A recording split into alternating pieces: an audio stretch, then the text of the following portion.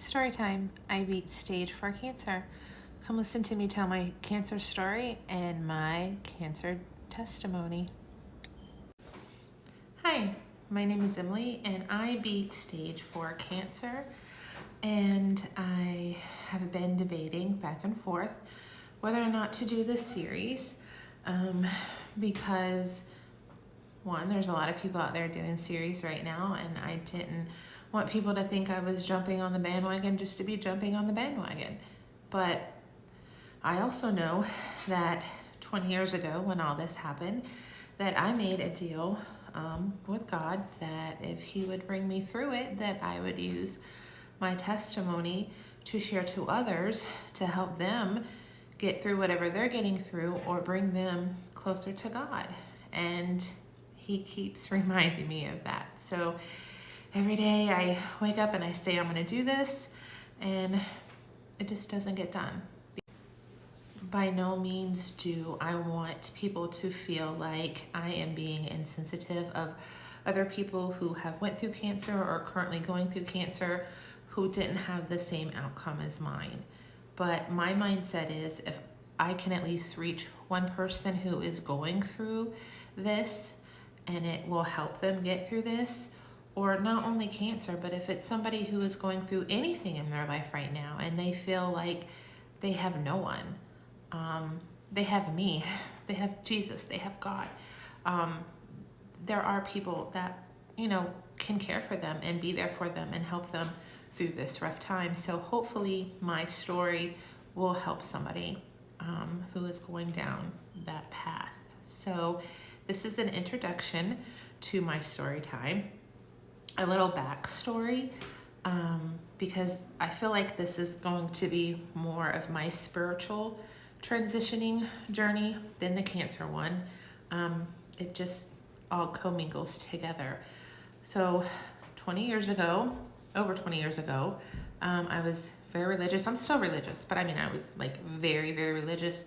I went to church Sunday morning, Sunday evening, Wednesday night, went to Bible study twice a week. I taught Sunday school Wednesday night. I didn't care how many hours I worked, I was at church. I had 2 small children.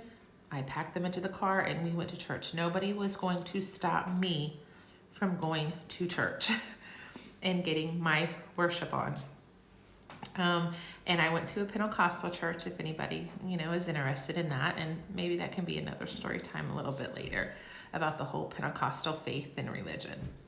So 20 years ago, I was at church, and I always had this feeling that I was going to come into some money, but it was not going to be for my benefit. It was going to be for the Lord's benefit. And I had to use that money to do whatever I needed to do to help his cause or help bring people to him. So Pentecostals, we believe that you can go to the altar if you need any kind of prayer, any kind of help, anything. You can go to the prayer, you can ask the Lord, you can pray, you can have the pastor, lay hands on you for healing, anything.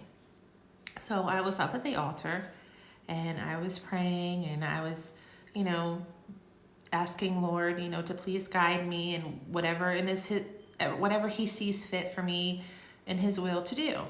And as I was going back to my seat, this lady who I've never seen before, I've never seen her at the church before, and I was a member of this church, I've never seen her, and she said the whole time I was up at the altar that God just kept speaking to her.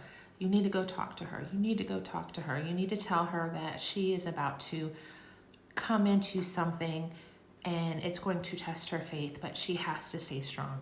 And she's kind of going back and forth with God, saying, I don't know that lady. She's going to think I'm crazy. But he's very persistent. Y'all know God. He's very persistent.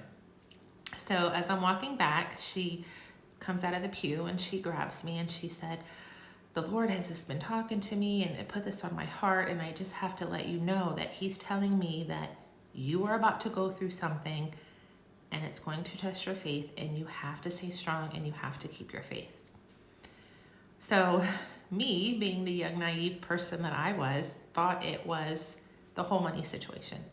That feeling of, I'm going to come into some money, but I have to use it for his good. So I thought that's what he was trying to transition me for, set me up for, and to let me know, hey, you know, this is for my good, not for you. So just keep your faith and don't let the devil come in and try to tell you, you know, how to spend that money or, you know, whatever. So that was my thought process. So that's kind of what started this whole spiritual journey / testimony.